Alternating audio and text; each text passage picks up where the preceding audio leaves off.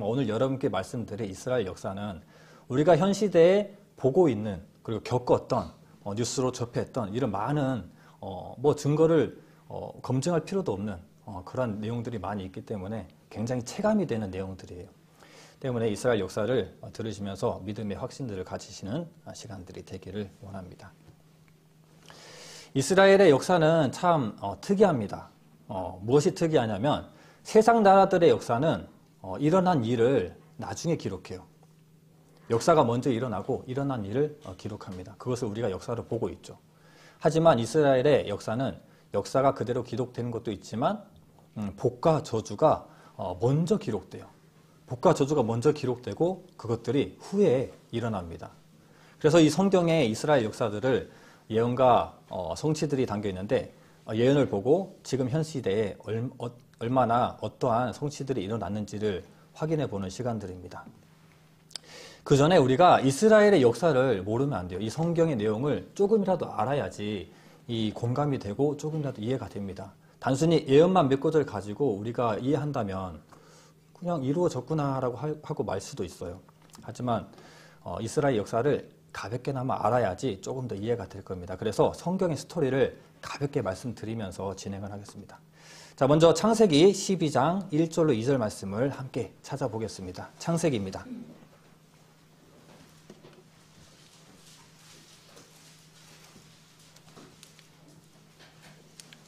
창세기 12장 1절로 2절 말씀입니다.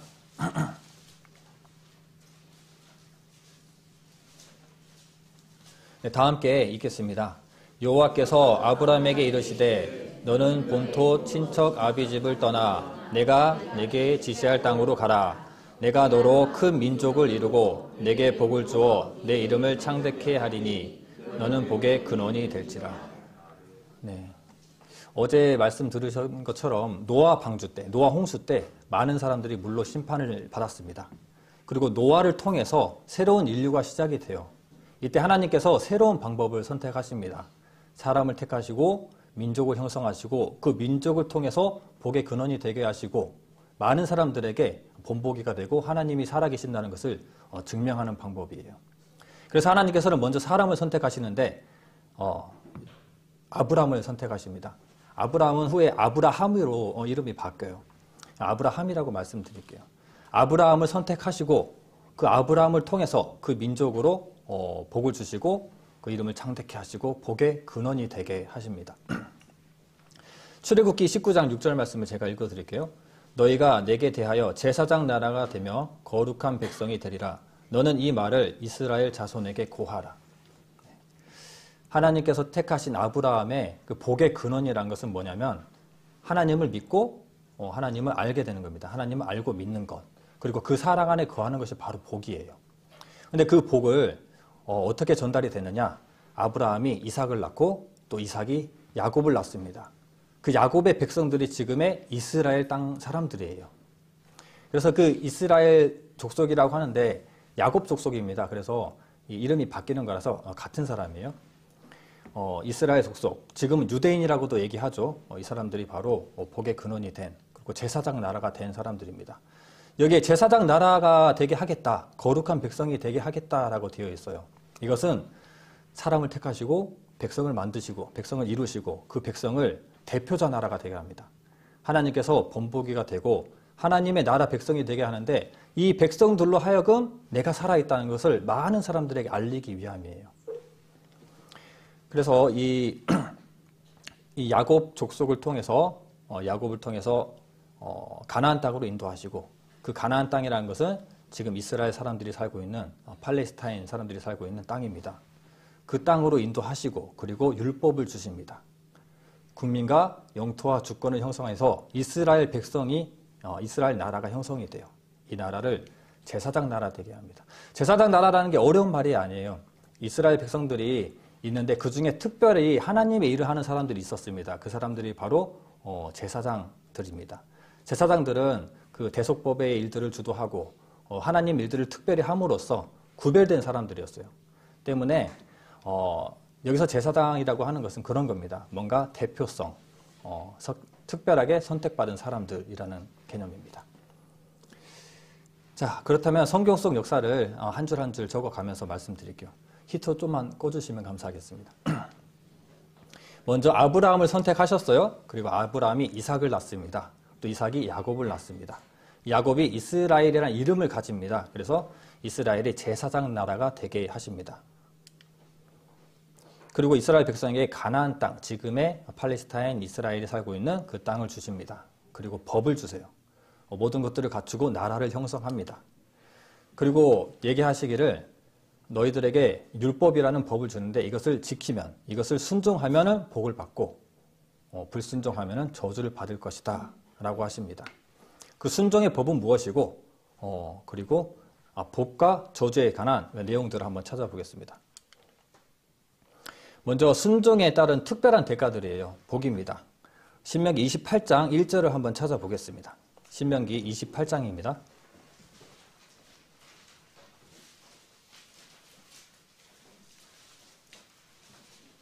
신명기 28장 1절 말씀. 창세기, 출애굽기, 레위기, 신명기 1절 말씀 다 함께 읽겠습니다. 내게 내 하나님 여호와의 말씀을 삼가 듣고 내가 오늘날 내게 명하는 그 모든 명령을 지켜 행하면 내 하나님 여호와께서 너를 세계 모든 민족 위에 뛰어나게 하실 것이라. 네. 이것이 복에 대한 예언입니다. 그들에게 율법을 주셨는데 율법을 지켜 행하면, 너희들이 이 명령을 지켜서 행하면 세계 모든 민족 위에 뛰어나게 하실 것이다 라는 약속을 하셨어요. 반면에 이렇게 좋은 복들이 있다면 이 뒤에 내용들을 보면은 토지가, 그 소산이, 짐승의 새끼가 복을 받고 광주리와 떡 반죽 그릇이 복을 받고 이런 내용들이 있습니다. 그만큼 잘 된다는 거예요. 재물이 들어오고 땅이 복을 받고 이런 내용들이 있습니다. 여하튼 명령을 지키면은 복을 받아요. 하지만 저주의 내용이 있습니다.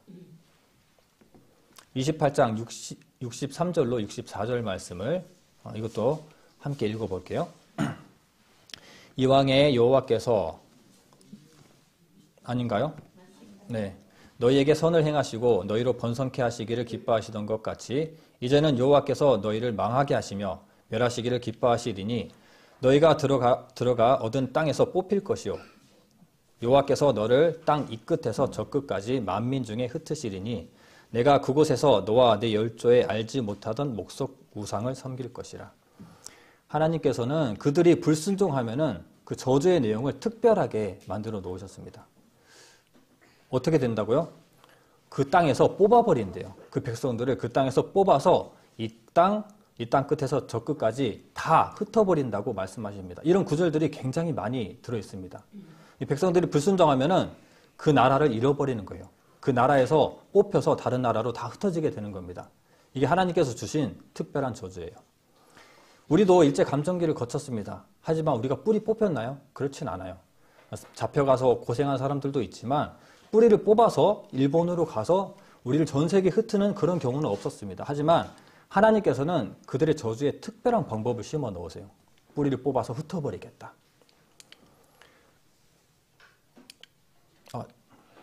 그리고 신명기 28장 49절입니다. 제가 읽어드리겠습니다. 곧 여호와께서 원방에서 땅끝에서 한 민족을 독수리의 나름같이 너를 치러오게 하리니 이는 내가 그 언어를 알지 못하는 민족이요. 네. 원방에서 땅끝에서 언어를 알지 못하는 이방 나라가 들어와서 독수리의 나름같이 너를 치러오겠다라고 얘기합니다. 그들의 지배 역사를 보면은 큼직큼직한 큰 역사를 보면 바벨론 그리고 로마, 독일을 들 수 있습니다. 모두가 다 그 군인의 문양이 독수리였어요. 참 희한하죠. 그리고 그들은 어디를 가나 치욕거리가 되고 비난거리가 됩니다. 반유대주의를 겪게 돼요. 그리고 성경대로 이따가 말씀드리겠지만 성경대로 고통당하고 죽게 됩니다. 죽게 되는데 어떻게 죽을 것인지에 관해서도 성경이 다 일일이 쓰고 있어요. 어떻게 죽을 것이다. 그것을 이따가 보여드릴 홀로코스트를 통해서 상세하게 말씀드리겠습니다. 이렇게 말씀드리면 하나님 너무하다 할 수 있죠. 그렇죠? 하나님은 공의의 하나님이시기 때문에 이러한 복과 저주에 대해서 굉장히 철저하십니다. 동시에 우리가 잊지 말아야 할 것은 하나님은 사랑의 하나님이십니다. 때문에 이렇게 멸망의 메시지를 전할 때 항상 따라오는 것이 회복의 메시지예요. 그러니까 하나님께서는 멸망하지만 회복할 것이다 라고 하는 그 사랑의 메시지를 항상 같이 주십니다. 제가 하나를 빼먹었네요. 이것은 좀 요약되어 있는 겁니다. 불순종의 특별한 대가, 저주에 관한 내용인데요. 49절 말씀을 같이 읽어볼게요. 28장 49절. 내가 너희를 열방 중에 흩을 것이요 내가 칼을 빼어 너희를 따르게 하리니 너희의 땅이 황무하여 너희의 성읍이 황폐하리라. 네. 그들의 저주를 요약하면은 첫 번째, 열방에 흩을 것이다. 두 번째, 칼이 따라다니면서 괴롭힐 것이다. 그러니까 그들을 힘들게 하는 겁니다. 세 번째, 성읍이 황폐해질 것이다. 어제 말씀드린 것처럼 노아의 때 사람의 죄로 땅이 함께 저주를 받았습니다. 아담의 때 아담의 죄로 인해서 땅이 함께 저주를 받아서 가시와 엉겅퀴를 냈어요. 노아의 때 땅이 뒤집혔습니다. 마찬가지로 이스라엘 백성들도 그들의 죄 때문에 땅이 황폐하고 황무지가 돼요. 참 희한한 원리죠. 우리는 땅과 많은 관련이 있습니다. 여하튼 이렇게 세 가지로 정리를 해드리고 항상 멸망의 메시지에는 회복의 메시지가 따라다닙니다. 이사야 49장 15절 제가 읽어드릴게요. 여인이 어찌 그 젖먹는 자식을 잊겠으며 자기 태에서 난 아들을 국률이 여기지 않겠느냐. 그들은 혹시 잊을지라도 나는 너를 잊지 아니할 것이라. 성경에 보면 하나님과 우리와 관계는 아버지와 아들의 관계이기도 합니다. 동시에 아내와 남편, 신랑과 신부의 관계이기도 해요.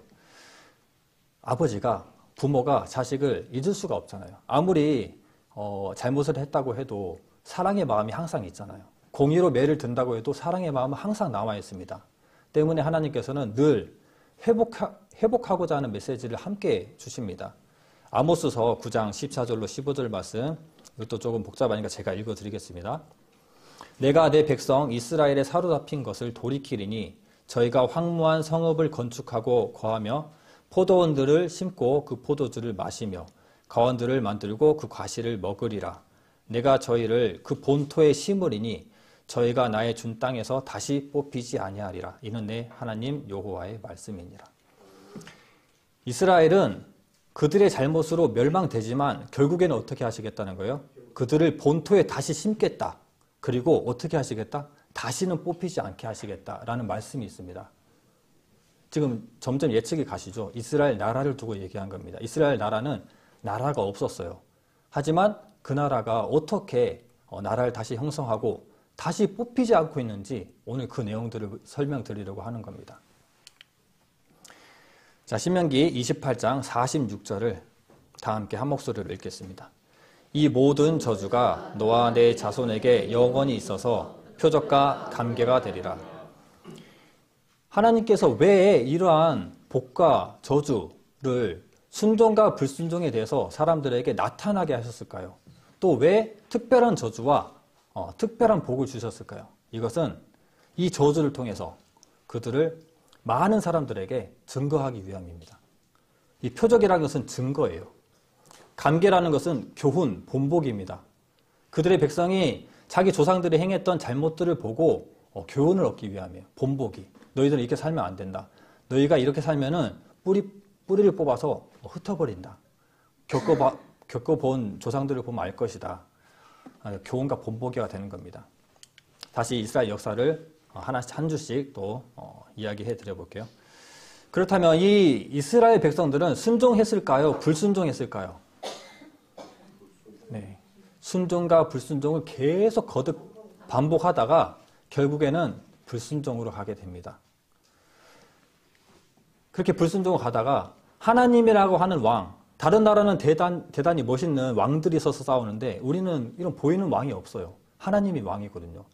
그래서 이 메시지를 전달하는 사사나 선지자들 외에는 하나님의 역할을 하는, 왕의 역할을 하는 사람이 없단 말이에요. 사람들이 왕을 구합니다. 우리도 왕을 주시오 라고 해서 첫 번째 왕이 바로 사울입니다. 사울 하시면 처음 들으신 분은 모를 수 있지만 사울 다음에 다윗, 솔로몬이에요. 우리가 세상 이야기에서도 다윗의 이야기 많이 들어보셨잖아요. 그리고 솔로몬의 이야기, 지혜의 왕 솔로몬, 골리앗 거인을 죽인 다윗, 이 이야기를 아실 겁니다. 여하튼 다윗과 솔로몬의 시대를 거칩니다. 그리고 나라가 어떻게 되냐면 쪼개집니다. 북이스라엘과 남유다로 쪼개지게 돼요. 그래서 이스라엘 백성들을 보고 유대인, 유태인, 유다인이라고 하는 것은 남유다의 영향력이 좀 크거든요. 유다 민족이기 때문에 유대인이라고 하는 거예요. 그러니까 제가 앞으로 말씀드린 유대인이라고 하면은 이스라엘 백성들이라고 이해하시면 됩니다. 하지만 두 왕국도 쪼개져서 뭔가 비전을 가지고 살아가지만 똑같습니다. 불순종으로 망하게 돼요. 북이스라엘은 좀 더 일찍 망합니다. 선한 왕이 한 명도 일어나지 않거든요.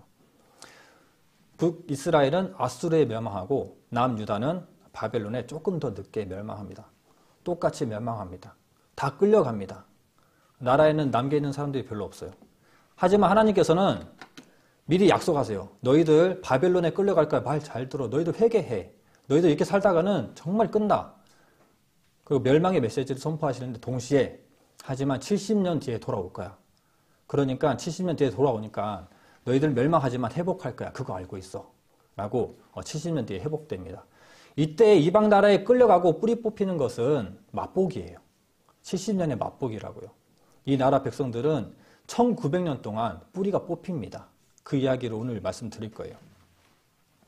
때문에 그들의 불순종들이 반복되는 그 시기에 70년 뒤에 그 나라가 다시 만들어지는데 또다시 이게 불순종들이 반복이 돼요. 그리고 선지자를 통한 경고도 없고 하나님의 메시지도 없는 암흑기로 들어갑니다. 이때 로마 제국의 지배를 받게 돼요. 이때 누가 오시느냐? 누가 오시나요? 네, 예수님이 이 땅에 오십니다. 이러한 로마의 지배 속에 있을 때 예수님이 오시면은 이스라엘 백성들은 메시아를 한눈에 알아볼까요? 네, 못 알아봅니다. 하지만 그들이 원했던 메시아는 있어요. 네, 그 나라를 로마의 압제에서 벗어나게 해줄 그런 왕 같은, 그리고 이 나라를 정말 강하고 모든 나라들을 통치할 수 있는 그런 멋진 나라로 만들 그런 메시아를 기다렸어요. 하지만 예수님은 무엇하러 이 땅에 오셨습니까? 사람의 영혼을 구하러 오셨습니다. 죄를 해결하기 위해서 오신 거예요. 그 부분은 내일 모레 말씀을 드릴 겁니다. 여하튼 하나님께서 백성을 사랑하셔서, 사람을 사랑하셔서 인간의 몸을 입고 이 땅에 오신 게 예수님입니다. 그의 아들이란 이름으로 이 땅에 오셨어요. 그는 완벽한 사람이었고 완벽한 하나님이었습니다. 신이었습니다. 하지만 그 메시아를 알아보지 못하고 이스라엘 백성들이 배척합니다. 그들이 원하는 메시아가 아니었거든요. 그래서 지금도 이스라엘 땅에는 예수님을 믿지 않습니다. 지금 복음이 많이 들어가고 있지만 정통 그 종교인들, 유대인들은 예수님을 믿지 않아요. 근데 이들이 치명적인 실수를 합니다.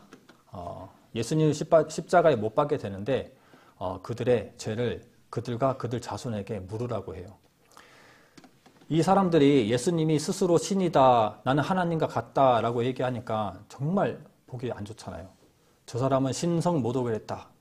저 사람은 신이 아니야. 저 사람은 사입이야. 라고 하면서 믿지 않습니다. 그러면서 백성들이, 많은 사람들이 예수님을 따라가고 예수님에게는 특별한 능력이 있다 보니까 그 사람을 십자가에 못 박기를 구합니다. 십자가에 못 박으시오. 십자가에 못 박으시오. 그리고 그 빌라도 총독에게 데리고 가요. 근데 빌라도 총독이 아무리 봐도 죄가 없거든요. 예수님은. 죄가 없어서 백성들에게 말합니다. 이 사람은 죄가 없다. 하지만 사람들이 십자가에 못 박으시오. 십자가에 못 박으시오. 얘기합니다. 그랬더니 빌라도가 세숫대야에 물을 떠와서 많은 사람들 앞에서 손을 씻어버립니다. 나는 이 사람에게 잘못을 발견하지 못했다. 혹 어떻게 하려거든 너희들이 알아서 하고 그 대가를 너희들이 감당해라.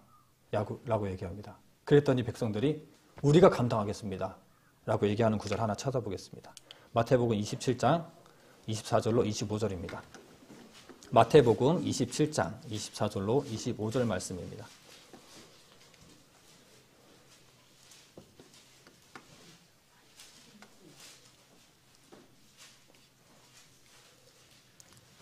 (27장) 24절 25절까지 함께 읽겠습니다. 빌라도가 아무 효염도 없이 도리어 밀란이 나려는 것을 보고 물을 가져다가 우리의 앞에서 손을 씻으며 가로되 이 사람의 피에 대하여 나는 무죄하니 너희가 당하라. 백성이 다 대답하여 가로되 그 피를 우리와 우리 자손에게 돌릴지어다 하거늘.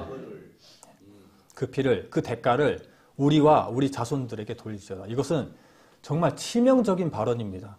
그 말대로 됐어요, 지금.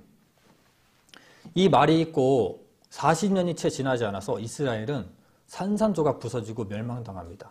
많은 사람들이 죽임을 당하게 돼요. 그런 일을 겪게 됩니다.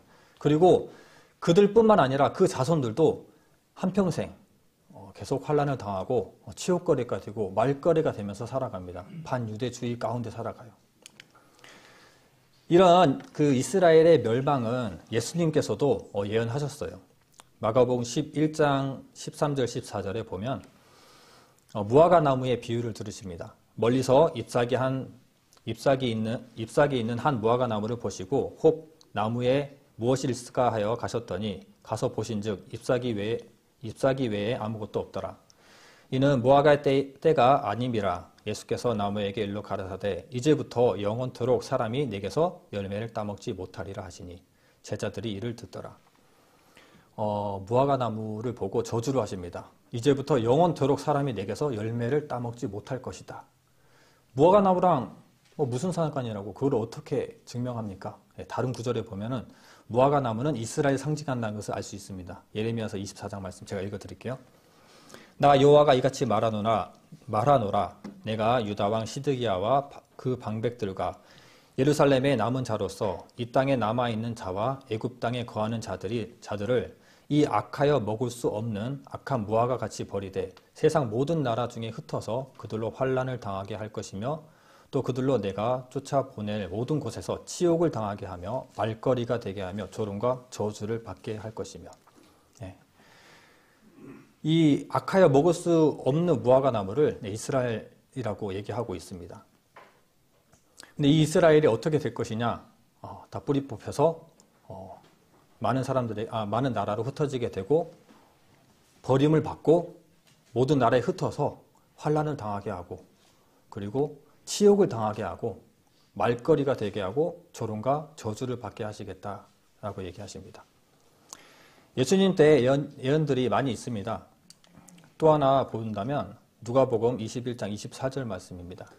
저희가 칼날에 죽임을 당하며 모든 이방에 사로잡혀 가겠고 예루살렘은 이방인의 때가 차기까지 이방인들에게 밟히리라. 이방인들이라는 것은 이스라엘을 제외한 다른 나라들을 이방인이라고 얘기합니다. 우리나라 기준에서 봤을 때 우리나라 제외하고 다른 나라들이 다 이방 나라잖아요. 마찬가지로 이스라엘의 기준에서 다른 나라들, 이방 나라들. 이스라엘 나라가 이 저주를 받아서 결국에는 전 세계로 흩어질 것이고 이방인의 때가 차기까지, 이방인의 때라는 것은 우리의 시기입니다.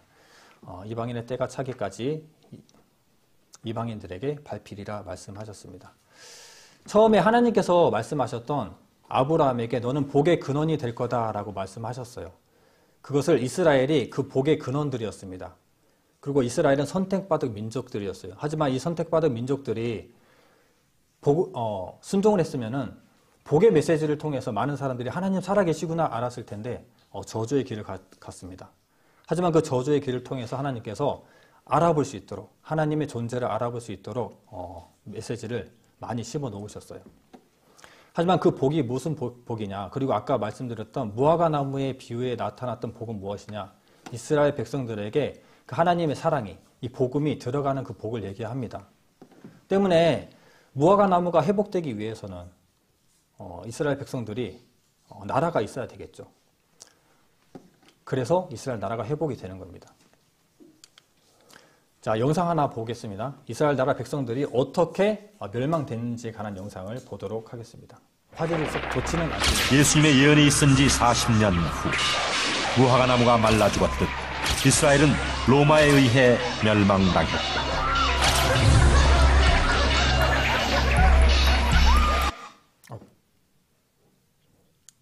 죄송합니다. 잠시만요.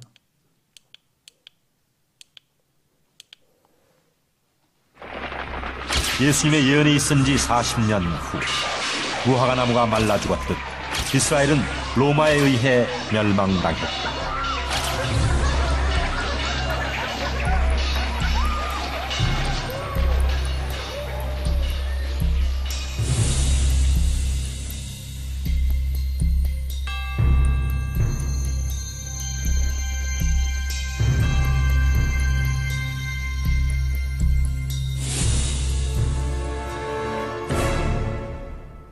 당시 이스라엘의 멸망을 똑똑히 지켜보았던 유대 역사가 요세푸스는 그날의 참상을 이렇게 전하고 있다.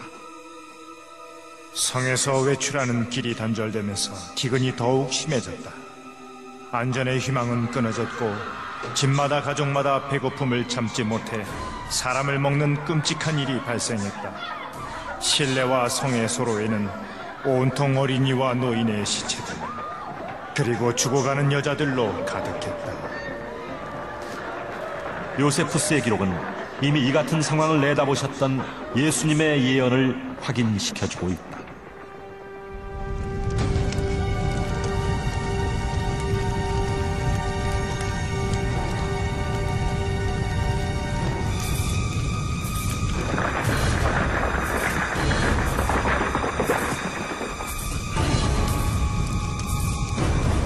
아까 읽었던 부분입니다. 저희가 칼날의 죽임을 당하면 모든 이방에 사로잡혀 가겠고 예루살렘은 이방인의 때가 차기까지 이방인들에게 밟히리라.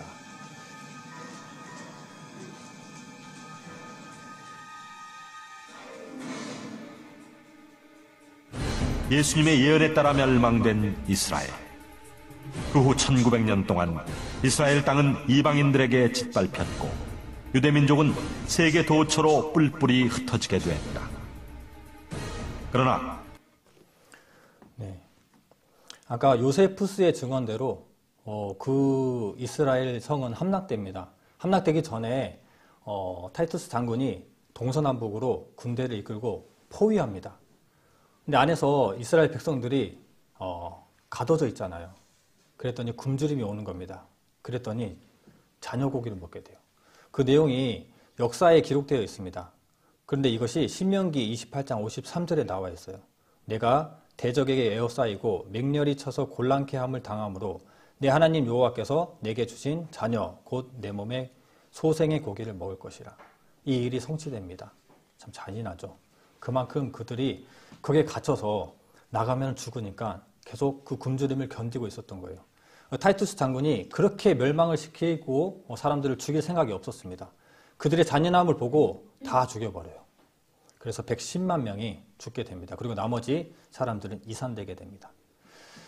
자, 여기 독수리의 문양이죠. 이 로마 제국의 군대 문양입니다. 독수리 문양. 독수리의 나름같이 너를 치러오겠다. 그들은 멸망됩니다. 방금 영상에서 본 것처럼 타이투스 장군이 이스라엘을 멸망시킵니다. 그리고 멸망에서 끝나는 것이 아니에요. 계속 환란이 따라다닙니다.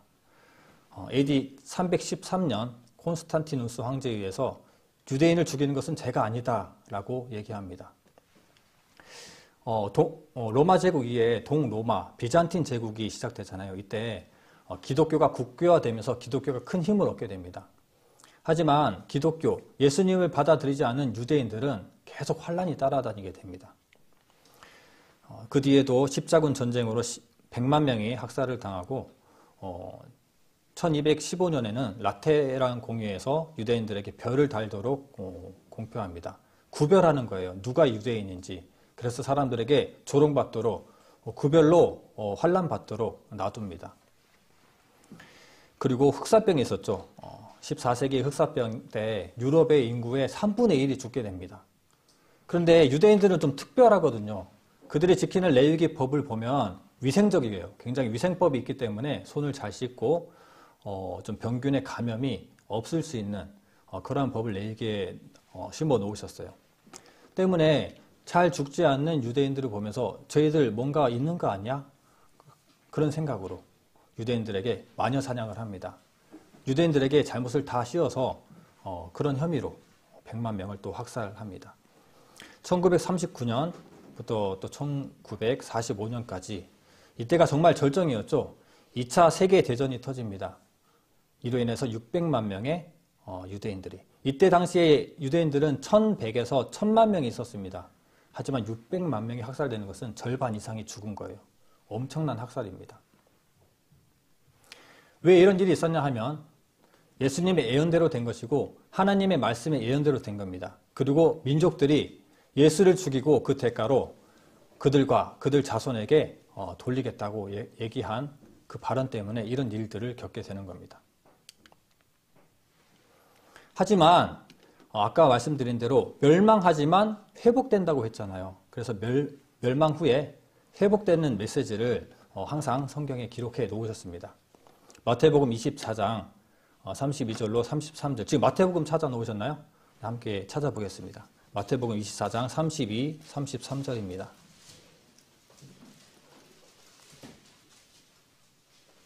마태복음 24장 32절로 33절.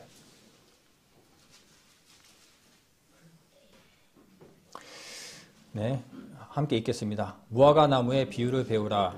그 가지가 연하여지고 잎사귀를 내면 여름이 가까운 줄 아나니 이와 같이 너희도 이 모든 일을 보거든 인자가 가까이 곧 문 앞에 이른 줄 알라. 네. 무화과 나무가 회복된다고 말씀하세요. 이 말은 무엇이냐면 우리에게 전해졌던 이 복음이 다시 이스라엘로 돌아갈 겁니다. 하지만 이스라엘이라는 나라가 없잖아요. 이스라엘 나라가 있어야 되는데 나라가 없기 때문에 언젠가는 이 나라가 회복이 될 것을 얘기하세요. 그 뒤에 예레미야서 31장 10절 말씀을 적어놨는데 그것은 더 명확합니다. 열방이여 너희는 나 여호와의 말을 듣고 먼 섬에 전파하여 이르기를 이스라엘을 흩으신 자가 그를 모으시고 목자가 그 양무리에게 행함같이 그를 지키시리로다. 흩었던 일들이 다시 양무리의 행함같이 그들을 모으고 지키는 일들이 있게 됩니다. 하나님께서는 공의의 하나님이시기 때문에 절대적으로 그 멸망의 길을 허락하시는데 동시에 사랑의 하나님이시기 때문에 다시 회복하세요. 지금 우리는 이스라엘 나라가 있기 때문에 그 체감이 크게 되지 않지만 80년 전만 해도 이스라엘 나라가 없었습니다. 없었던 나라가 다시 생기게 되는데 그게 바로 성경의 예언의 성취라는 거죠. 자, 두 구절 더 보겠습니다. 제가 읽어드릴게요. 예레미야서 32장입니다. 보라, 내가 노와 분과 큰 분노로 그들을 쫓아 보내었던 모든 이방에서 그들을 모아내어 이곳으로 다시 인도하여 안전하게 거하게 할 것이라. 그들은 내 백성이 되겠고 나는 그들의 하나님이 될 것이며 그들을 다시 모아서 안전하게 거하게 할 것이다 라는 말씀이 있습니다. 그리고 예레미야서 32장 내가 기쁨으로 그들에게 복을 주되 정령이 나의 마음과 정신을 다하여 그들을 이 땅에 심으리라. 나 여호와가 이같이 말하노라. 내가 이 백성에게 큰 재앙을 내린 것 같이 허락한 복을 그들에게 내리리라. 그들을 다시 이 땅에 심으리라 라고 말하고 있죠.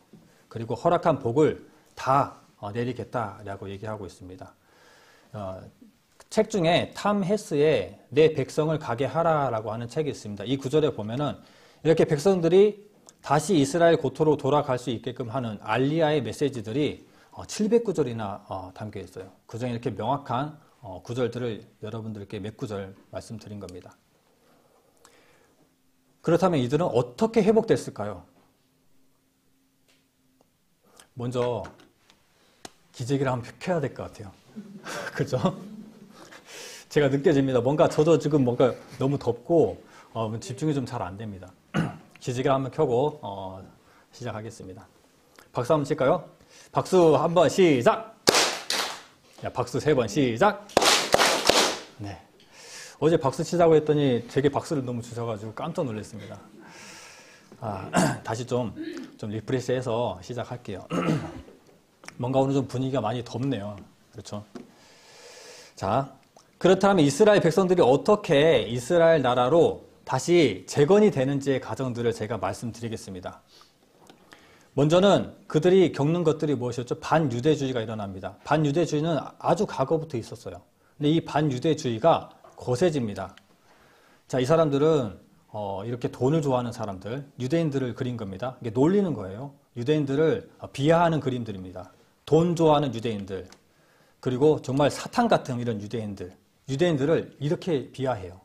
그래서 다 없어져야 될 존재들이라고 얘기합니다. 유대인들은 왜 이렇게 돈에 집중을 할까요?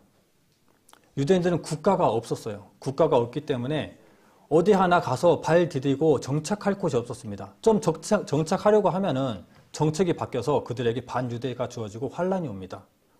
그리고 어디 가서 일 좀 하려고 하면은 또 쫓겨납니다. 또 어디 가서 좀 정착해서 살려고 하면은 또 버림받게 돼요. 이러한 일들이 계속 지속되다 보니까 그들에게 부동자산이라는 게 필요가 없어요. 오직 돈밖에 없었던 겁니다. 그래서 그들이 했던 일들이 대부업입니다. 대부업을 하면서 돈을 빌려주고 이자를 받는 은행의 역할을 하게 되는 겁니다. 이스라엘 법에 보면은 그들 민족끼리는 빌려주되 이자를 받지 못하게 합니다. 하지만 다른 나라에는 다른 이방인들에게는 돈을 빌려주되 이자를 받아도 된다는 내용이 있어요. 때문에 그들은 법에서 벗어나지 않고 돈을 벌 수 있는 돈으로 돈을 만드는 은행업을 하게 됩니다. 그 중에는 성공한 사람들은 돈을 많이 버는 은행이 되고 몇몇 사람들은 이제 뭔가 남들이 하지 않는 굳은 일들을 하면서 돈을 이렇게 악착같이 모으게 돼요. 이것뿐만 아닙니다. 이 사람들을 보면 아무래도 이 성경의 율법을 지키는 사람들이기 때문에 외모적으로도 독특하고 그리고 선민 사상이 있었어요. 하나님의 복을 받은 백성들은 우리다. 우리는 하나님께서 선택한 백성들이다 라고 하면서 선민 사상이 있었습니다. 행동도 다르고 먹는 것도 다르고 생긴 것도 다르고 머리털도 기르고 길지 말아야 할 머리털도 기르고 하니까 뭔가 꼴불견 같죠. 그리고 돈만 좋아하고 그런 모습을 보면서 사람들이 뭔가 싫어하는 그 반유대주의가 계속 일어나게 됩니다. 근데 이러한 반유대주의가 계속 지속되다 보니까 어떻습니까? 살맛이 안 나죠, 이스라엘 사람들이. 그래서 그들끼리 똘똘 뭉치게 돼요. 19세기 말에 그들이 우리 이제 이렇게 살다가는 죽습니다. 조상의 땅으로 돌아갑시다. 라고 하는 국가 재건을 하자는 이념으로 시온주의 운동이 일어납니다. 대규모 이민운동이에요. 시온주의라는 것은 그 땅을 갈망하는 거지만 시온주의 운동은 우리 돌아갑시다. 그 땅에 비록 팔레스타인 사람들이 몇몇 살고 있지만 우리가 그 땅에 그냥 갑시다. 황무지지만 가서 삽시다. 이 땅에서 이렇게 죽고 사람들에게 놀림받고 말거리가 되는 것보다 돌아가는 게 낫습니다. 라고 해서 시온주의 운동이 활발하게 일어납니다. 이것을 추진하고 앞장섰던 사람이 바로 데오도르 헤르즐이라는 사람이에요. 19세기 말에 반유대주의가 점점 심각해지니까 이 사람 주도로 시온주의 운동이 일어납니다. 우리가 유대 국가로 돌아갑시다. 유대 국가를 재건하자는 이념으로 대규모 이민 운동이 전개되는 겁니다. 당시에 그들의 조상의 땅, 그들이 지금 살고 있는 땅, 그 팔레스타인 땅에는 아랍 땅이었어요. 그리고 통치는 영국이 하고 있었죠. 그리고 온통 황무지였어요. 왜냐하면 아까 말씀드린 대로 그들은 죄로 인해서 그 땅의 성읍들이 황폐하고 황무지가 된 겁니다. 땅이 함께 저주를 받은 거죠. 그런데 하필 이때 그들이 이민운동들이 뭔가 활발하게 전개되려고 하는 이때 1차 세계대전이 터집니다. 참 안타깝죠. 1차 세계대전이 터지면서 이 독일군과 그리고 영국의 연합이 전쟁을 하게 돼요. 이들은 영국의 속국으로 있었기 때문에 영국의 군인으로 참전을 합니다.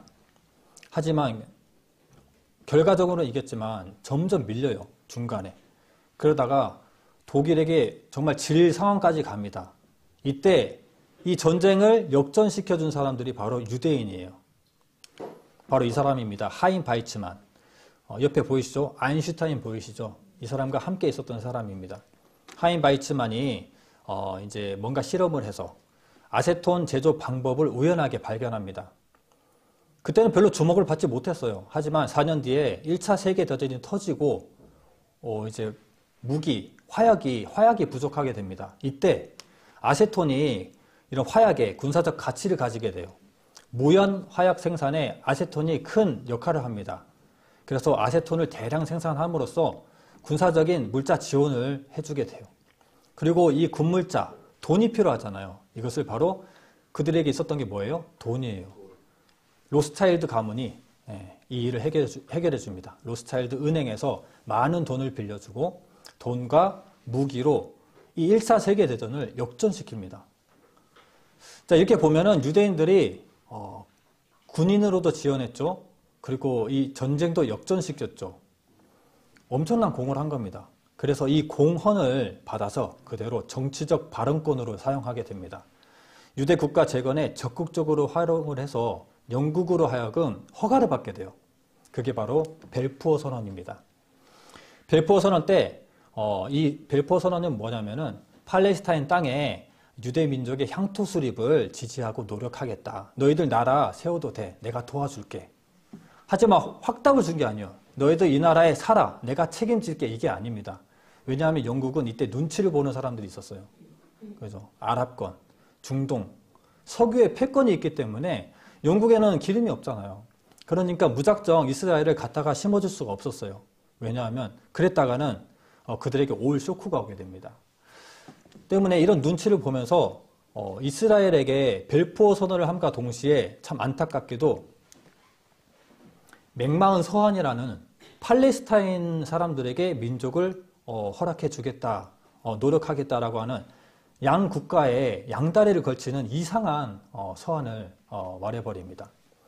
벨포어 선언과 맥마은 서한, 이것은 굉장히 모순이죠. 때문에 이스라엘 백성들이 뭔가 좀 꺼림직해요. 뭔가 좀 활발하게 좀 돌아와서 하고 싶은데 두 가지의 정책을 펼쳐놓으니까 참 안타깝습니다. 이때 방금 화면 보셨죠? 2차 세계대전이 터져버립니다. 근데 이 전에 벨포어 선언 때문에 많은 이스라엘 백성들이 그 땅으로 많이 돌아갑니다. 많이 돌아가게 되는데 아무래도 많은 사람들이 이 팔레스타인 땅에 들어오니까 그 아랍권에서 항의를 합니다.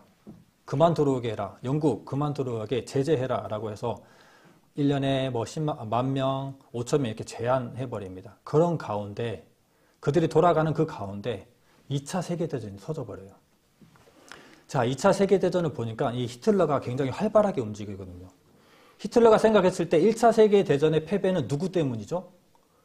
네, 유대인들 때문이에요. 유대인들이 화약을 제조해서 엄청난 좋은 기술을 개발했고 돈을 대줬단 말이에요. 그리고 군인으로 참전했단 말입니다.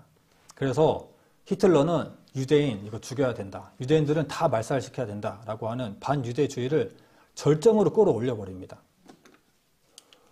바로 이들에게 전에 달았었던 다윗의 별을 달아버립니다. 이 다윗의 별을 단다는 것은 구별하겠다. 구별해서 죽이겠다는 겁니다. 모든 사람들에게 남녀노소 할 것 없이 아이들에게도 다윗의 별을 달게 합니다. 그리고 이들이 겪게 되는 것이 바로 정말 처참한 홀로코스트예요. 네. 신명기 28장 49절 말씀 제가 읽어드릴게요. 곧 여호와께서 원방에서 땅끝에서 한 민족을 독수리의 나름같이 너를 치러오게 하시리니 이는 내가 그 언어를 알지 못하는 민족이요. 독수리. 독일도 똑같이 그 군대가 독수리의 문양을 하고 있습니다. 그들이 어떻게 죽었는가, 이제 이야기를 많이 듣거나 역사들을 많이 공부해 보신 분은 아실 겁니다. 정말 잔인하게 죽었어요. 자, 그 홀로코스트, 아우슈비츠에 끌려가서 또 비르케나우 이런 수용소에 끌려가서 행해졌던 일들을 여러분께 말씀드리겠습니다. 하지만 이러한 죽임들이 단순한 죽임이 아닙니다. 희한하게도 성경대로 죽게 돼요. 자, 에스겔 23장 25절 26절입니다. 내가 너를 향하여 투기를 발하리니 그들이 분노로 내게 행하여 내 코와 귀를 깎아버리고 남은 자를 칼로 엎드러뜨리며 내 자녀를 빼앗고 그 남은 자를 불에 사르며 또 내 옷을 벗기며 내 장식품을 빼앗을지라. 네, 보시면은 이렇게 옷들을 다 벗깁니다. 그리고 장식품들을 다 종류별로 빼앗아 쌓아둡니다. 그리고 이들을 가스실이죠. 목욕한다고 들어가서 가스실에서 가스를 뿌리고, 그리고 그들이 괴로워서 벽을 이렇게 긁었던 흔적들입니다. 얼마나 고통스러웠으면. 그리고 다 태워버립니다. 남은 자를 불사르며. 그래서 이 아우슈비츠에 갔을 때 그 사람 태우는 냄새들 때문에 굉장히 매캐했다고 합니다. 하지만 이런 이 화장도 힘들었을 거예요. 얼마나 많은 사람들을 죽였는데요. 이따가 보면 그냥 기계로 밀어버리고 밭에 널브러 서 있고 이렇게 죽음을 당하게 됩니다. 이게 화장하는 것들이에요. 자, 그리고 이사야 3장 24절 제가 읽어드릴게요. 그때 썩은 냄새가 향을 대신하고 노끈이 띠를 대신하고 대머리가 숱한 머리털을 대신하고 굵은 베옷이 화려한 옷을 대신하고 자자한 흔적이 고운 얼굴을 대신할 것이며. 자, 희한하게도 머리털을 다 밀어버립니다. 또 굵은 베옷이 그 아름다운 옷들을 대신하고 있습니다. 남자 여자 할 것 없이 모든 사람들에게 대머리가 숱한 머리털을 대신하고 있습니다. 그 모았던 머리털로 잠수함의 방수제로 사용하게 됩니다. 예레미야서 7장 33절에 보면 이 백성의 시체가 공중의 새와 땅 짐승의 밥이 될 것이나 그것을 쫓을 자가 없을 것이라. 짐승의 밥이 되고 새의 밥이 되는데 그것을 쫓을 자가 없습니다. 그냥 이렇게 시체들이 많이 널브러져 있어요. 이렇게나 많습니다. 그냥 기계로 밀어버립니다. 자, 이러한 일들을 겪은 것이 바로 홀로코스트예요. 그들의 예수님을 배척하고, 예수님은 당연히 이 땅에 죽으러 그 영혼을 구하기 위해서 죽으러 오셨습니다. 하지만 그들 스스로 그 일을 자초해요. 예수님을 죽이고 거부하고 그 피를 우리와 우리 자손들에게 그 대가를 다 넘기겠다라고 한 그 일에 대한 대가입니다. 그리고 제때에 그들의 땅으로 돌아가지 않은 대가이기도 합니다. 그렇죠? 그리고 나서 2차 세계대전이 끝나요. 독일이 패배합니다. 그런데 많은 사람들이 보니까 이 홀로코스트에 깜짝 놀라요. 어떻게 사람을 이렇게 죽일 수 있는가. 그 잔인함을 보게 되거든요. 우리가 그동안 반유대주의로 이 사람들을 괴롭히고 힘들게 했지만 이건 정말 너무했다. 이 2차 세계대전이 홀로코스트를 통해서 사람들의 마음이 바뀝니다. 동정심이 생겨요. 이스라엘 이 사람, 이 나라 그냥 나라가 생기도록 허락해 줘야 되겠다. 이런 마음들이 모든 국가에 생기게 됩니다. 그래서 전 세계가 모여서 이스라엘 나라를 허락할 것인지 말 것인지 투표를 합니다. 그 영상을 하나 보겠습니다. 이스라엘은 홀로코스트를 겪은 만큼 독립할 자격이 있습니다.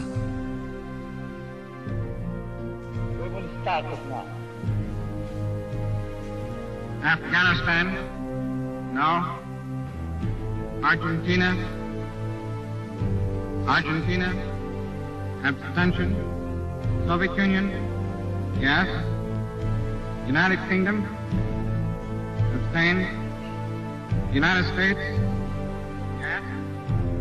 יהודים בכל העולם עצרו את נשימתם. רתוקים למקלטי הרדיו. 찬성 33, 반대 13. 유엔은 개표 결과에 따라 이스라엘 독립을 승인합니다.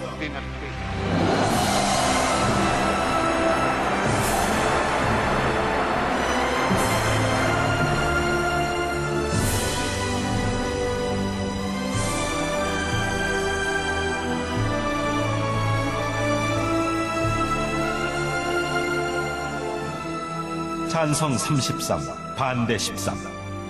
그 누구도 예측하지 못했던 결과였다. 그러나 결과는 이스라엘의 승리였다. 1947년 11월 29일 마침내 이스라엘은 독립국가를 선포할 수 있는 국제적 명분을 갖게 됐다. 드디어 독립국가를 세울 수 있는 자격이 주어진 것이다. 네, 이렇게 이스라엘은 독립하게 됩니다. 자, 성경은 사실입니다. 없었던 나라가 이렇게 생기는 것은 제가 역사를 과정들을 설명드렸지만 무엇 하나 어긋나고 잘못되면은 이스라엘 나라는 생길 수가 없었어요. 더욱이 그들이 겪어야 할 일들이 너무 컸습니다. 1차, 2차 세계대전과 홀로코스트라고 하는 과정들을 겪지 않고서야 결코 그 나라가 생길 수가 없었어요. 그 전쟁이 누군가 조작으로 만들어집니까? 결코 그렇지 않습니다. 그 전쟁은 쉽게 생기는 전쟁이 아니에요. 이것은 누군가 이 역사를 이루기 위해서 움직인 게 절대 아닙니다. 주작과 조작이 절대 아니에요.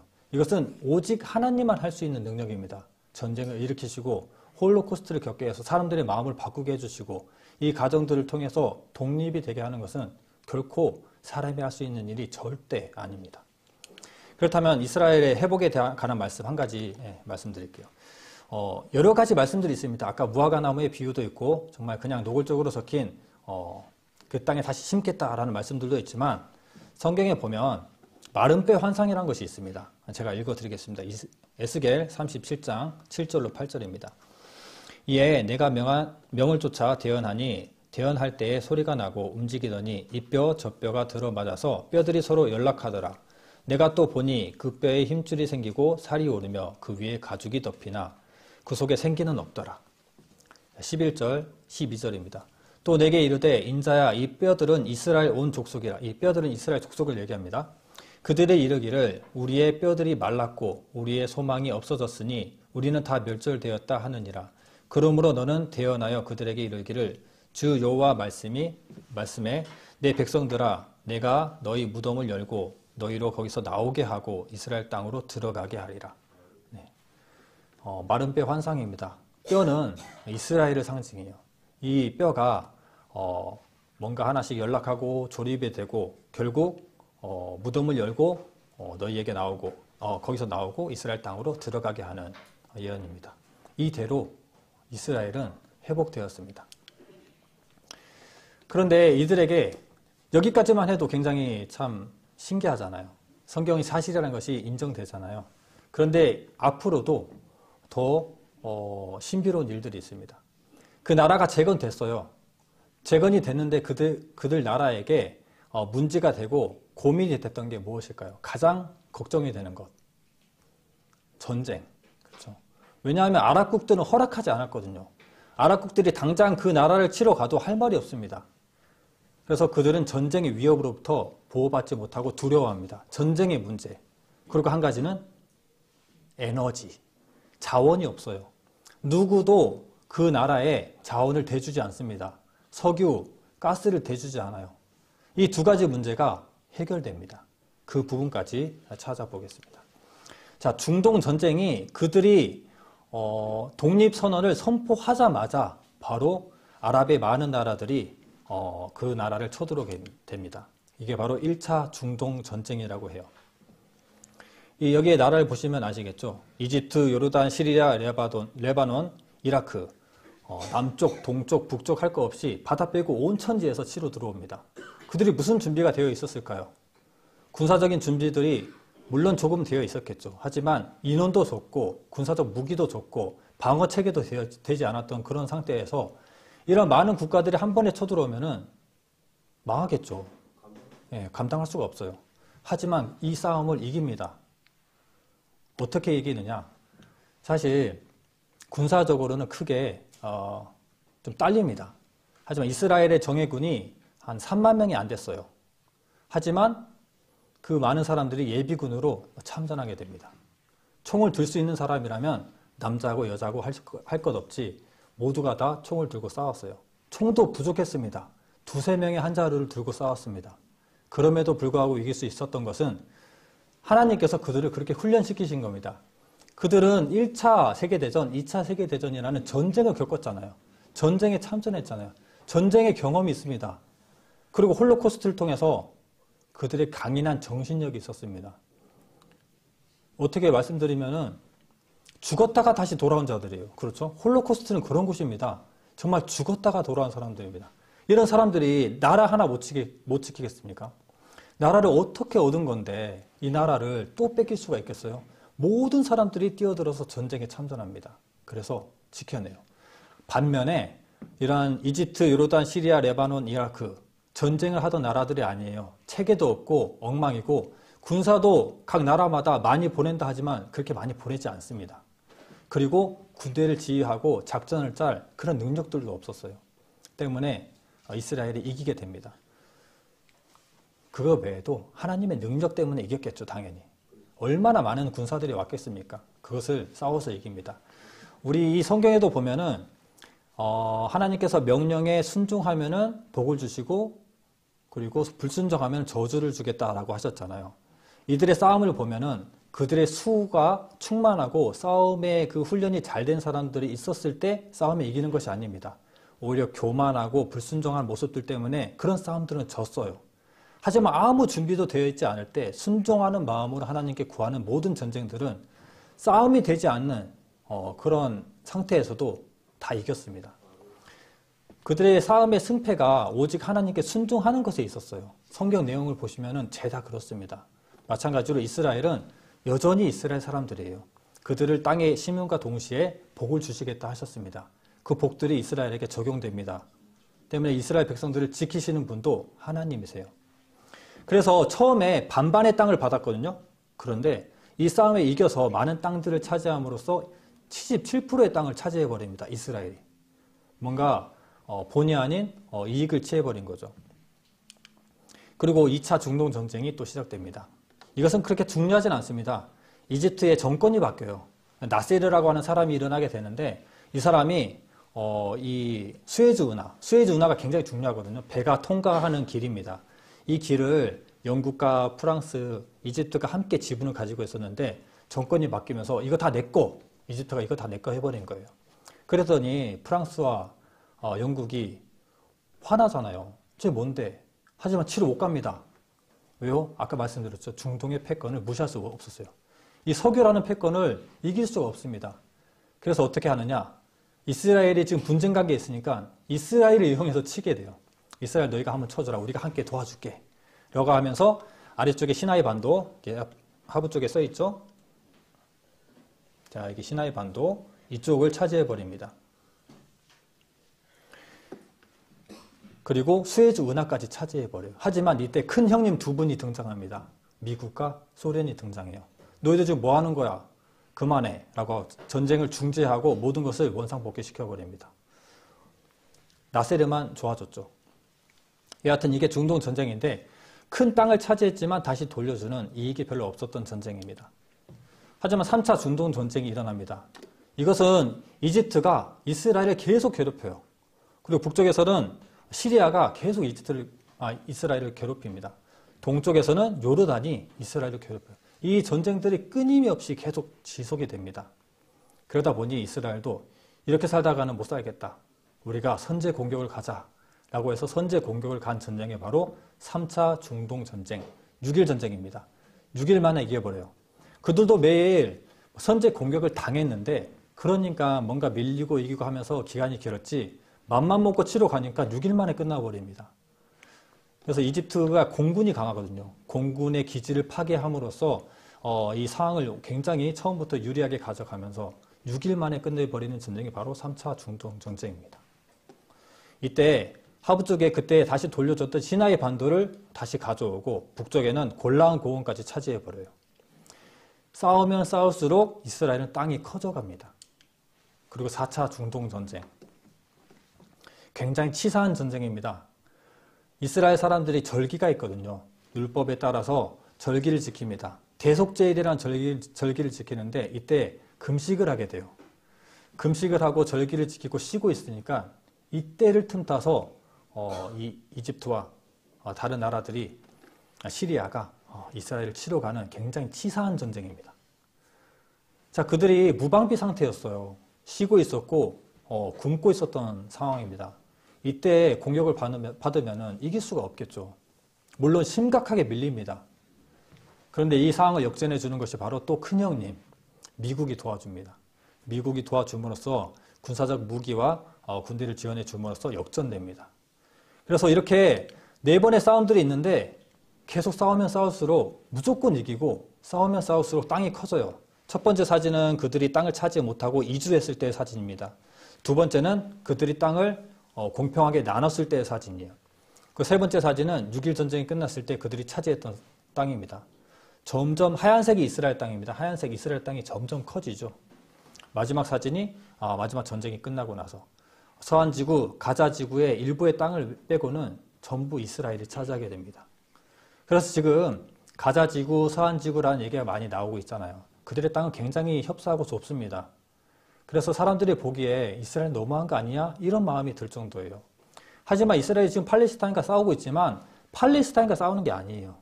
팔레스타인에 있는 하마스와 싸우는 겁니다. 오해하지 마십시오. 하마스라는 그런 악한 세력들과 싸우는 것입니다.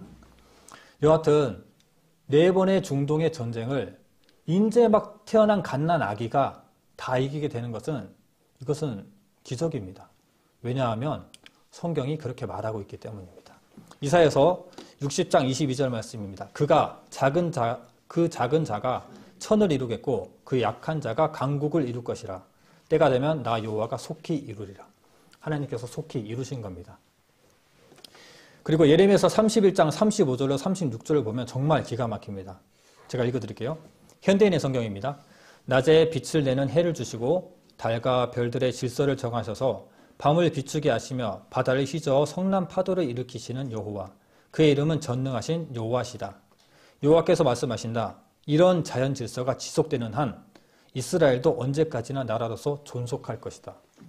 이거 얼마나 대단한 말씀이냐면 해와 달과 별, 바다 이런 질서들이 깨지고 부서지는 일이 없는 한 이스라엘은 없어지지 않는다고 얘기하는 거예요.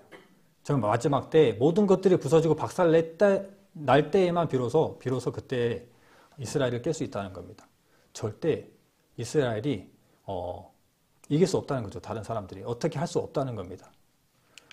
그리고 그들이 독립선언할 때 낭독했던 말씀입니다. 벤구리온이 독립선언문을 낭독합니다. 그 가운데 참 특별하게도 아모스서 9장 14절 말씀을 낭독합니다. 이스라엘이니까 가능하겠죠. 어느 나라가 그 나라의 독립선언에 성경 말씀을 읽겠습니까? 이것 한번 찾아서 같이 읽어보겠습니다. 아모스서 9장 14절, 15절 말씀입니다. 아모스입니다.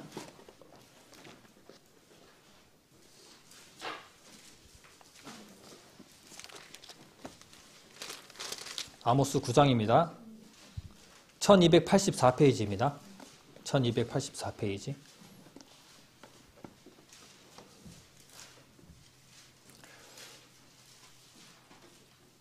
다 찾으셨죠?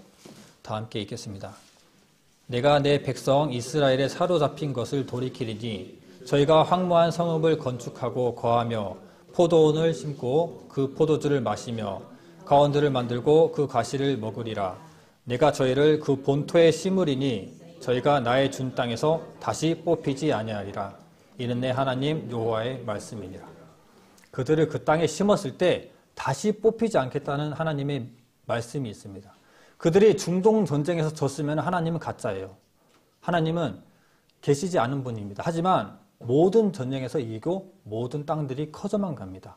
이것을 봤을 때 하나님의 말씀이 사실이라는 것을 우리가 알 수 있는 겁니다. 마지막으로 한 가지 더 말씀드릴게요. 그들에게 부족했던 것들이 뭐가 있었죠? 전쟁으로부터의 위협, 그리고 한 가지가 뭐였나요?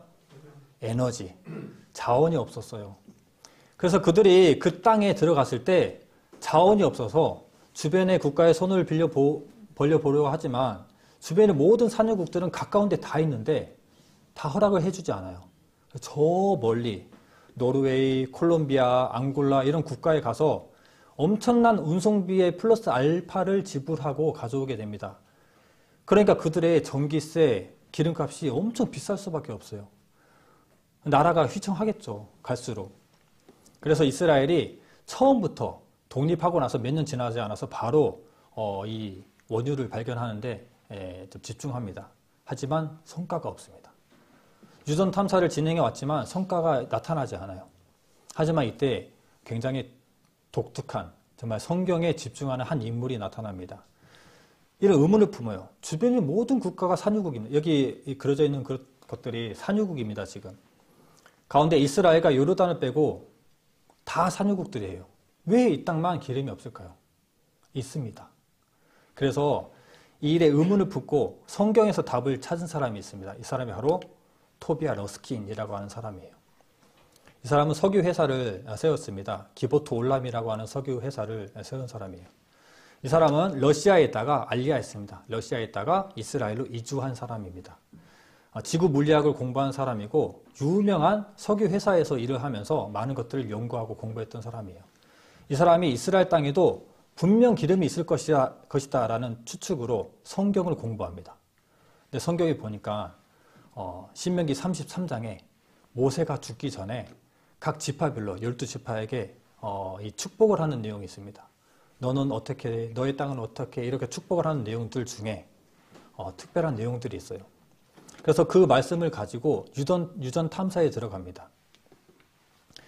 기보트 올람이라고 하는 회사를 설립하고 1994년도에 설립하고 10년 만에 유전 탐사에 성공하게 돼요. 2004년에 이스라엘 북부 크파르사파에서 10억 배럴의 유전을 발견합니다. 이것이 시작입니다. 이것이 시작으로 많은 이 기술들이 더 추가되고 투자를 받아서 더 많은 기름을 찾게 돼요. 먼저 신명기 33장의 말씀을 볼게요. 신명기 33장 찾아보겠습니다.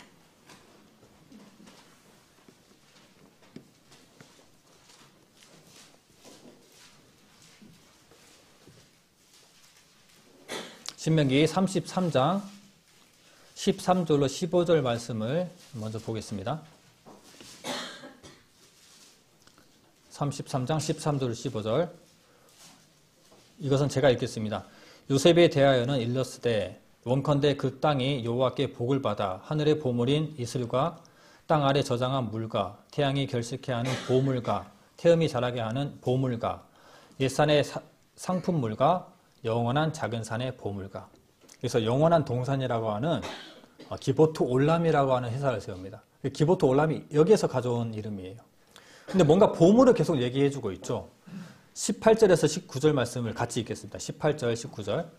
스불론에 대하여 일렀으되 스불론이여 너는 나감을 기뻐하라. 이사가리여 너는 장막에 있음을 즐거워하라. 그들이 열국 백성을 불러 산에 이르게 하고 거기서 의로운 제사를 드릴 것이며 바다의 풍부한 것 모래에 감추인 보배를 흡수하리로다. 바다의 풍부한 것 모래에 감추인 보배가 있죠. 그리고 24절을 바로 이어서 보겠습니다. 24절 함께 읽겠습니다. 아셀에 대하여는 일렀으되 아셀은 다자한 복을 받으며 그 형제에게 기쁨이 되며 그 발에 기름이 잠길지로다. 이 러스키는 이 말씀을 읽고 확신을 가집니다.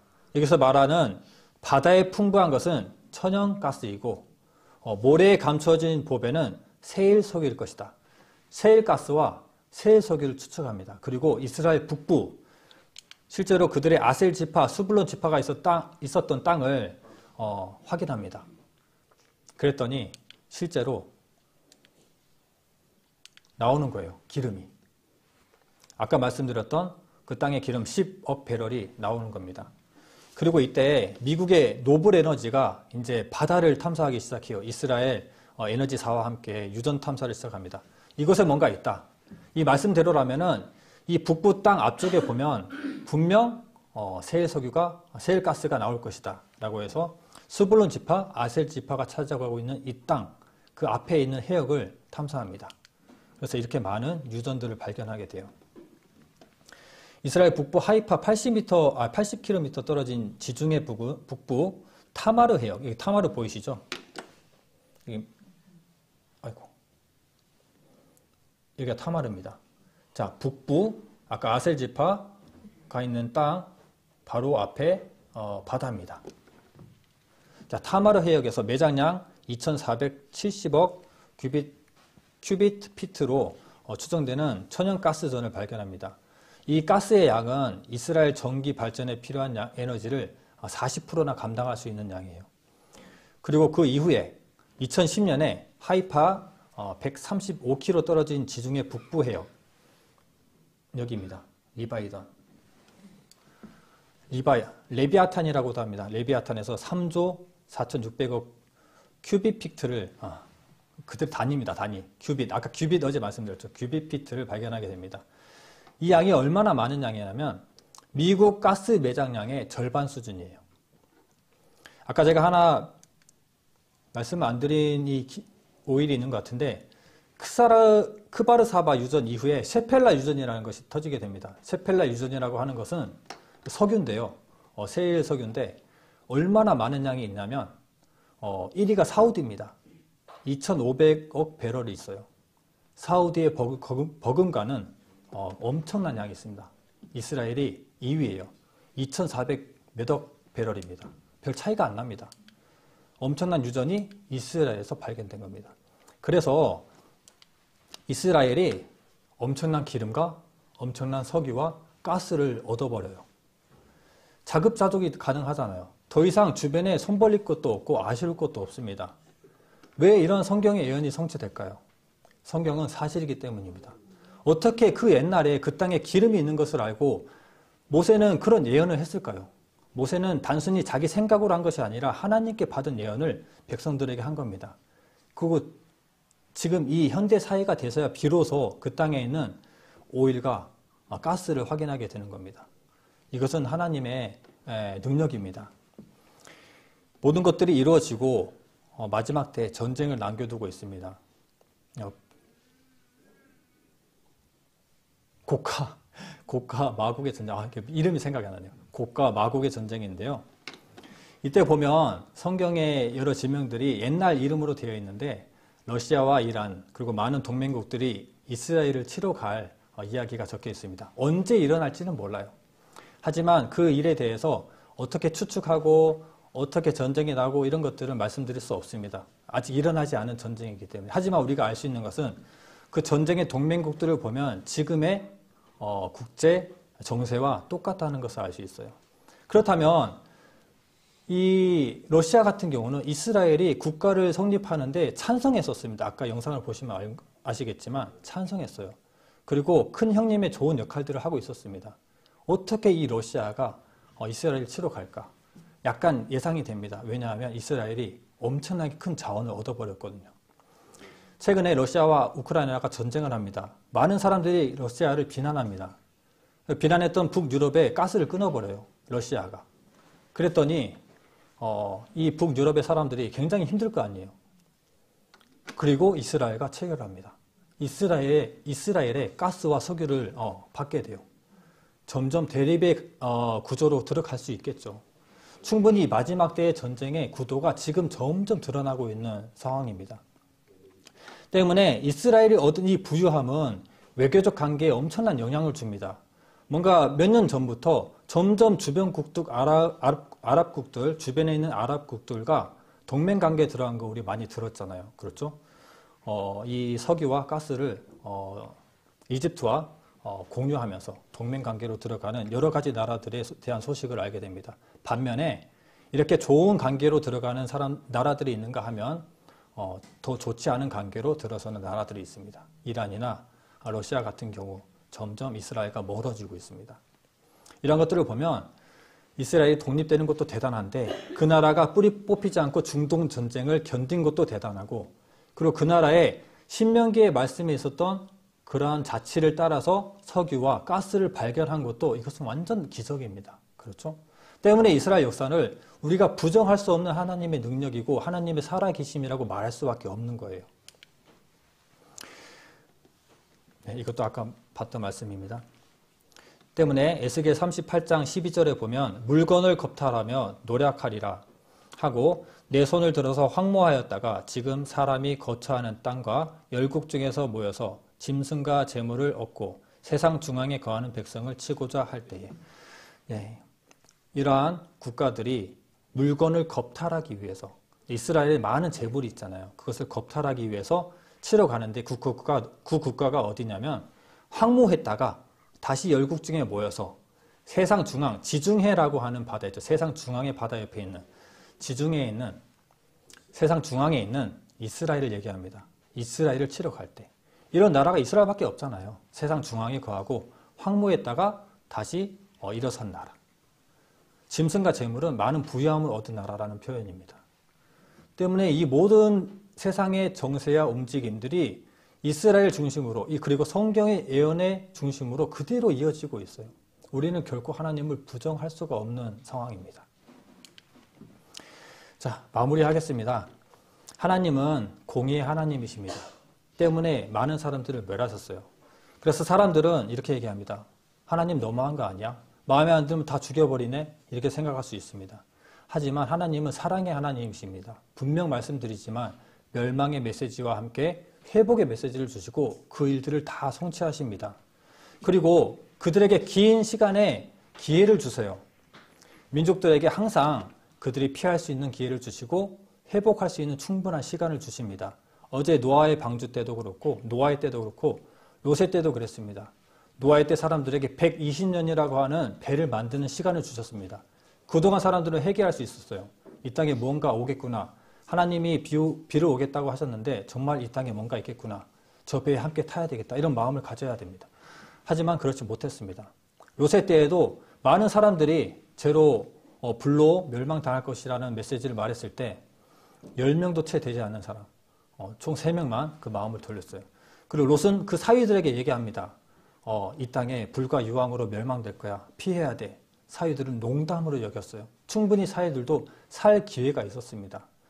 이처럼 그냥 막무자기로 죽인 하나님이 아닙니다. 그냥 막무자기의 공의의 하나님이 아니세요. 항상 피할 길을 주시고 돌이킬 길을 주십니다. 바벨론에 이스라엘이 멸망합니다. 하지만 그들에게도 70년 후에 돌아올 것이라는 회복의 메시지를 주시거든요. 70년 후에 그들이 고토로 돌아갔을 때 돌아가지 않은 사람들이 엄청 많습니다. 다 70년이라는 기간 동안 자기 민족성을 다 잃어버리고 살아가요. 이방 나라에 흩어져서 그들 문화에 젖어들어서 살아갑니다. 그리고 돌아가지 않은 그들이 겪었던 것이 바로 죽음이에요. 그렇죠? 반유대주의 운동들이 일어나거든요. 에스더서에 나타나잖아요. 이름이 뭐죠? 하만 장군이 이스라엘 백성들을 죽이기 위해서 작전을 짜고 그것을 극복해내는 이야기입니다. 그만큼 위협이 항상 도사리고 있는 겁니다. 오늘 말씀드렸던 홀로코스트도 마찬가지입니다. 그들이 시온주의 운동에 동참하고 그들의 민족성을 알고 그 땅으로 돌아가고자 할 때 돌아갔다면 홀로코스트를 겪을 일이 없었습니다. 그리고 벨푸어 선언이라는 합법적인 이러한 선언이 있었음에도 불구하고 그때 돌아갔다면 결코 그들의 죽음이 당할 일은 없었을 거예요. 분명 피할 길이 있고 기회를 충분히 주십니다. 하지만 돌아가야 할 때 돌아가지 않는 것은 그들이 개인이 선택할 개인의 몫이었어요. 그들이 선택한 대로 그들은 죽임을 당했습니다. 정말 안타까운 일이지만 이 일로 사람들이 선택하지 못했던 그 일로 그 나라가 국가가 재건이 되는 일로 연결되기까지 합니다. 하나님의 역사는 정말 대단합니다. 지금 우리는 돌아가야 할 때예요. 이 사람들처럼 지금 이렇게 증거들이 명확하게 나와 있는 이 시대는 정말 긴박한 시대입니다. 주님께서 문 앞에 와 있는 시대라고 할 수 있어요. 우리가 지금 돌아가지 않으면 나중에 홀로코스트 당하는 사람처럼 롯의 때에 무양과 불을 받았던 사람처럼 물로 멸함을 받았던 노아의 때처럼 다 죽임을 당합니다. 지금 우리 때에 죽임을 당하게 되면은 영원한 죽음입니다. 지금 진리를 알지 못하고 죽으면 영원한 죽음, 지옥입니다. 때문에 우리가 돌아가야 할 때 이러한 복음의 예배를 통해서 돌아가야 할 때 마땅히 우리가 있어야 할 곳을 찾아서 돌아가야 됩니다. 복음의 말씀을 듣고 그 영혼이 가야 할 곳을 찾아가야 됩니다. 마찬가지로 믿는 자들도 그리고 이 구원과 거듭남의 그 복음의 비밀을 아는 사람들도 우리가 마땅히 있어야 할 곳으로 돌아가야 되는 그런 시대라고 생각합니다. 내일은 곡과 마곡에 관한 그런 국가의 정세와 함께 죄에 대해서 우리가 과연 죄인인지 천국과 지옥은 있는지에 관해서 말씀드리겠습니다.